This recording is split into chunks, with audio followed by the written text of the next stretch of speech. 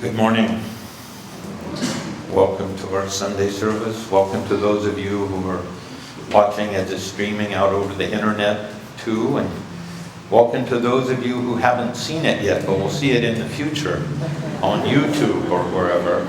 Send us your energy too. Since we're looking at the eternal now, we understand we can receive it even now, though you may be sending it to us in the future. Well, what a great topic, the eternal now. It's among the greatest of all mysteries. Time, we're always asking, when will I get a raise? When will I get a promotion? When will I get into a relationship? When will I get out of a relationship? When? It's just with us. A man was walking along the road. Someone came up to him and asked directions. This man was a thoughtful man. So he was asked directions about a certain destination, and he described how to get there. And then the person with the query said, "Is it within walking distance?" He kind of cocked his head and said, "Well, everything is within walking distance. It just depends on how much time you have." Swamiji says, worldly goals have their reality in time. Spiritual goals have theirs in eternity. And from kind of a more scientific perspective, Albert Einstein said that the distinction between past and present and future is only a stubbornly persistent illusion. So we even have people from a more mundane perspective agreeing. And Master said, Paramhansa Yogananda said that in reality, time does not even exist. Master says that our lives can be compared to a movie where our experience of time in our lives. We're in a theater perhaps, we're watching the screen, we see time moving by, hours, days, minutes. In a movie, maybe even centuries. But if the projectionist were to decide to run it backwards, then we'd be seeing time before what we had just experienced. And then we're very locked in with those images of light and shadow on the screen to the passing of them being flashed, actually one by one, these images in front of us. But Master says, were we to go to the projection booth, the projectionist has all of that, all in a reel. The entire past, present, and future is there, all existing, all present, all at once. And he says that this is what our situation is like. We're stuck down in the movie theater watching, instead of being aware, as the projectionist is, that it's all there. Reminds me of the story of a man pondering the deeper questions of life, and finally he decides to turn to God. He says, "God, how long is 1,000,000 years to you from your frame of reference?" God responds to him and said, "Oh, it's only a minute."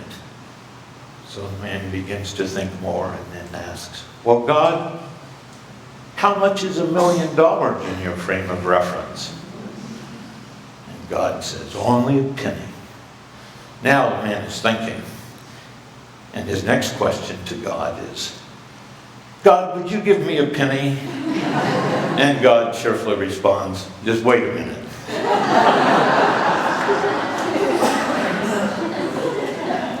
When people die and return in their death experience, they often share the experience of having seen their entire life in the time they were gone.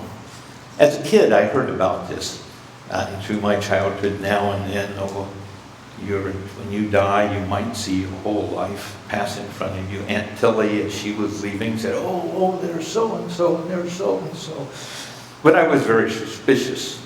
I thought that this was maybe some kind of a fabrication to keep us to be good. I often thought that way as a kid. They were always trying to get me to be good.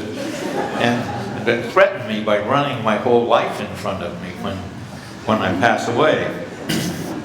But now, with modern technology, people are being resuscitated more and more after having been dead. And more people have had this kind of experience where they see their whole life. In December 1943, Dr. George Richley, as a young man in the Army at that time, died of pneumonia. And he was dead for 9 minutes, and then marvelously, he resuscitated and came back to life. And in those 9 minutes, he had a lot of adventures on what I think is the astral plane. And if you're interested in this sort of thing, it's one of the best documented, most profound near-death experiences I read in a book called Return from Tomorrow. But when he was on the other side, he was, Jesus came to him, a great light that he knew was Jesus, the Son of God. And one of the adventures Jesus took him on was to see his life.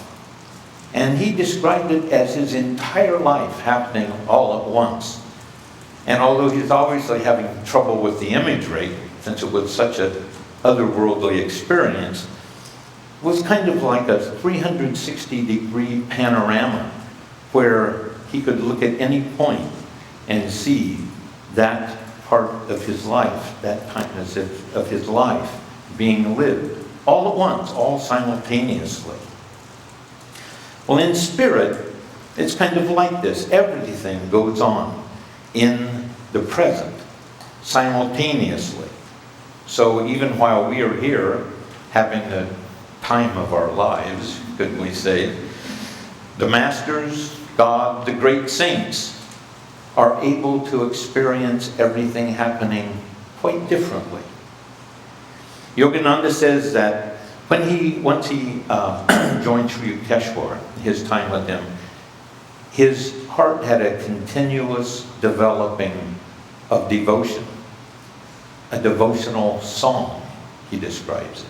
And when that song reached a certain point, he realized that through devotion he had sung himself into a point beyond time and beyond space.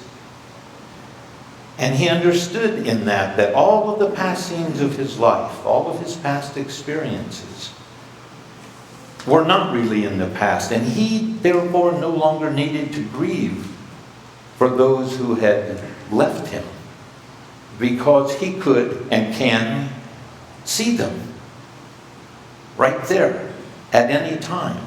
And this was very important to him, because as a child, he had grieved greatly over the loss of his mother. And this gave him, I don't know what the master, if you say solace, but at least he pretended solace so we could all learn from that, because it made him content. When Jesus, like all great masters who've awakened in God and forsaken the cosmic dream, realized that time and space were only temporary experiences, he was teaching in the temple at one point, and he essentially announced that in his consciousness he had no divisions of past, present, or future. He said to them when I should say that once he announced this, he had to get out of the temple fast because they tried to stone him, but he escaped.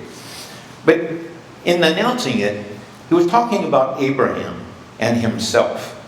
And he didn't say, Abraham was in the past, Abraham was, you know about him, but I was even before him.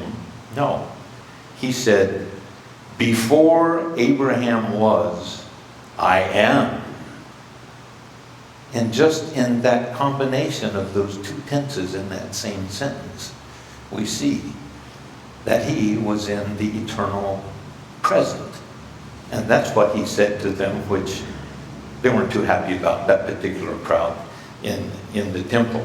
Well, in the same way that Jesus declared his consciousness to be beyond time and space.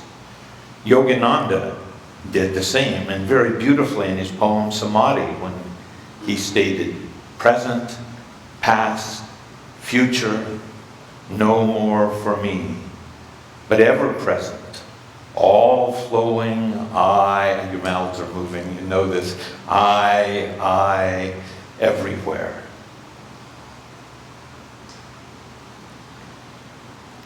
As today's reading suggests, rather than asking, when will I know God? The more appropriate question is not really a question, but it's an affirmation. I have him now. He is mine now.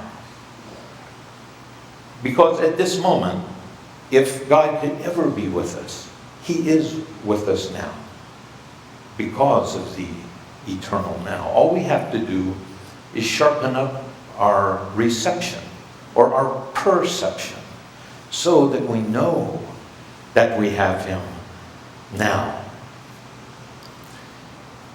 In an elementary school room, the teacher had told the children that they could draw in this art class anything they wanted to. Just get out the crayons, and they weren't given a subject. They could draw whatever they wanted. And he was walking around being supportive, encouraging of the children in the class. And he came to this one little girl and said, "My, Sally, what is it you're drawing for us today?" And she said, "I'm drawing a picture of God." He says, "But Sally, no one knows what God looks like." And she looked up and said, "They will in a minute or two." We don't even need the minute or two. We can be there now. Swami, so our goal here is to move toward that direction, that comprehension, that perception of the eternal now. But we have to start where we are. We have to start with things that we can handle. Swamiji was once driving his car with a group of Ananda devotees up to go skiing, Tahoe, I think it was. And once they hit the snow line, it went a little further. Swamiji had to hit the brakes, and he had been unaware that the tread on his tires was quite thin. So he hit the brakes, the car was on ice, it shot forward and hit a bus. And the car looked like it might never drive again. The bus, of course, was untouched, as were shot Swami's spirits. He got on the bus, not wanting to have the people he was with, his companions, disappointed, made arrangements on the bus for them all to go be carried on up to the ski area. And as they were all settled in, the bus and all, one of the other passengers had been on their approach. Swami said, "Oh, I'm so sorry. What a disaster for your time away, for your vacation. Now your car looks like it might be totaled," which it was.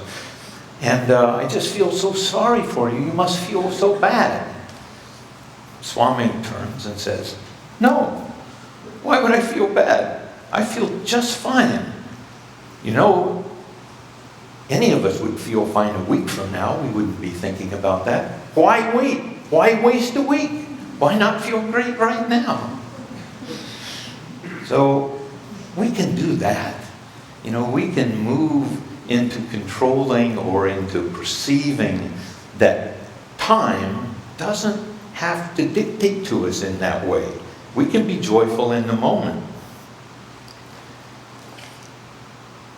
Here is a level for us to aspire to right now in our efforts, our attitude. Just like Swami did, he was such a perfect example of that all through his life, never letting anything turn him sour or get him down. So we want to direct the experiences we have, the emotions that we have, inward. Even though we're living and we try to live, we aspire to live in the moment, we're not focusing on future joys or reviewing the past. It doesn't mean that we shouldn't live without joy, that we shouldn't embrace joy and even embrace grief. But those things are to be pulled inward and moved upward. Swamiji says that the path to God can be exquisitely painful sometimes. Sorrow sometimes very slowly changes into the awareness that everything in life is illusory. But both happiness and grief we can pull inward and move upward. And just to be very clear, nothing can be gained by numbing oneself to pleasure or to pain, or by repressing it, or by rejecting it. If we are experiencing it, though, we want to embrace it by embracing it internally and upwardly. Swami actually said at one point that numbing, he addressed this, he said, numbing is a kind of suicide. So we don't want to become numb to positive or negative things, but we want to hold them inside and let them transform. Well, how can we eventually attain this freedom from time and space, begin to experience this eternal now? Above all, the key is to contact the superconscious, our own higher self, overcoming our identification with the present and with our lesser consciousness. There are a number of yogic practices that can help us with this. Chanting, japa, visualization, they're all practices that take us outside of the usual mental control of our daily lives by bypassing the verbalizing areas in our brain. All of these practices will move us beyond the brain and thus take us to a different, a more inward reality. But the ultimate method, of course, to get us beyond the traps of time and space was referred to by Jesus in today's reading, to lift our eyes upward. Now there's another place in the New Testament where Jesus says, if thy eye be single, then your whole body will be filled with life. And this is the key. You know, in both these cases, he's talking about our focusing, our putting energy into being able to view and eventually enter the spiritual eye, to meditate at the spiritual eye. This is his message there. Nearly all of our practices are better, move us forward more quickly, if we do them while we have an awareness. We're concentrating at the spiritual eye. There was a period in my life where I was doing japa a lot. I was doing it sometimes several hours a day. And it was very fortunate that I was doing that, because in the middle of this time I had quite a fall, maybe from 12 or 15 feet. I fell and hit the ground and did quite a bit of damage to my body, dislocated an arm, broke little pieces of bone off, had deep bruises, a bunch of things like that. But when I hit the ground, totally without any intent or volition of my own, my mantra, Om Guru, which I'd been doing at the spiritual eye, just decided to do it itself, all by itself. And all of a sudden, as I was maybe in a little shock, certainly trying to catch my breath from that fall, my mantra started happening up here with a pulse at the spiritual eye. Om Guru, Om Guru, Om Guru. So I'm just lying there watching it, feeling it more than anything else. And at that time, I had no sensation of pain. I was well aware that something had happened to my body, and it was in a position that I can't get into now, that, you know, it had to be hurted. But my awareness, my consciousness, had no connection with it whatsoever. And I had just been spending enough time at the spiritual eye that when there was a need, I was just able to go there with no intent of my own at all. So it's a really good thing to, as much as you can, just kind of hang out up here with as close as we can get at this point, perhaps, to the superconscious.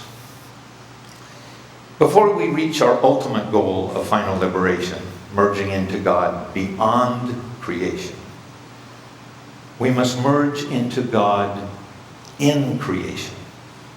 So this aspect of God is called Krishna consciousness or Christ consciousness. And this is what is a real key for that. We can make progress towards experiencing the eternal now by developing our ability to move into, first of all, see, and then move into the spiritual eye, the Christ center, or the Krishna center. And here we can experience that blissful consciousness in all creation. That consciousness that remains ever unchanged.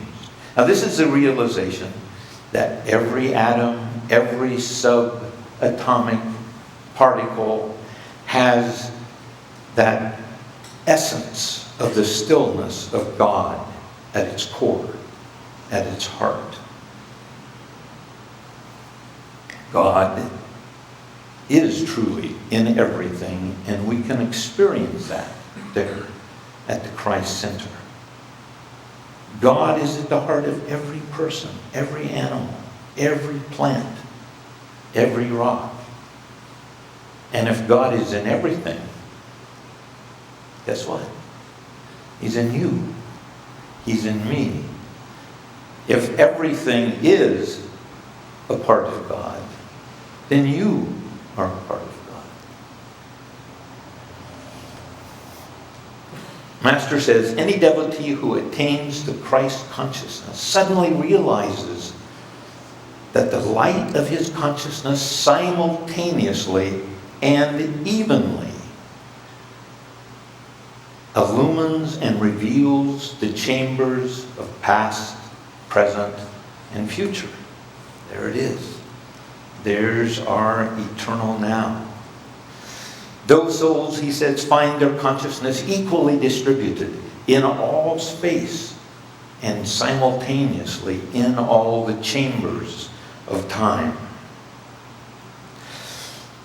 One more little thing that I found very interesting. I don't think I'd run across it before I was preparing for this talk. That Master said, according to Yogananda, there are stages to our experiencing the spiritual eye that are related to the parts of the spiritual eye. We very conveniently have this in front of us. I don't need a chalkboard to draw it. And this, more than I think anything else I've seen, also shows what Yogananda called the telescopic aspect of the spiritual eye, that there's depth. You know, we usually see it in a painting or a print, and it's just two-dimensional. But that at least hints at the depth of the spiritual eye. So Master said, when we are not disturbed by restless thought, we can move our consciousness into the telescopic golden ring of the spiritual eye. And there we can behold and feel all nature. The primal energy as it becomes the cosmic material world. Those are his words. We can experience the primal energy as it becomes the cosmic material world. To know the mystery of the golden ring is to know the mystery of all matter and enter into the factory of creation. Step one. Now step two. Then, if we can enter the blue telescopic eye, we become conscious of Christ consciousness. God existing in every unit of cosmic energy. Everything that exists in creation, as we were talking about before. Every atom.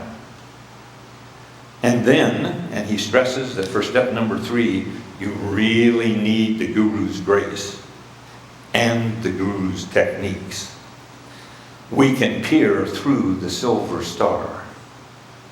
And then we can perceive God the Father, or God, the transcendent cosmic consciousness, God beyond creation. Then we're getting pretty close to our journey's end when we can move through that third one. Well, if we'll each commit to exploring the spiritual eye, spending more time there, using it as a focal point for our spiritual practices, we can begin to crack these mysteries of time and space. Let's bring the omnipresent Christ consciousness to earth a second time, to be born in us, even as it inhabited Jesus the Christ.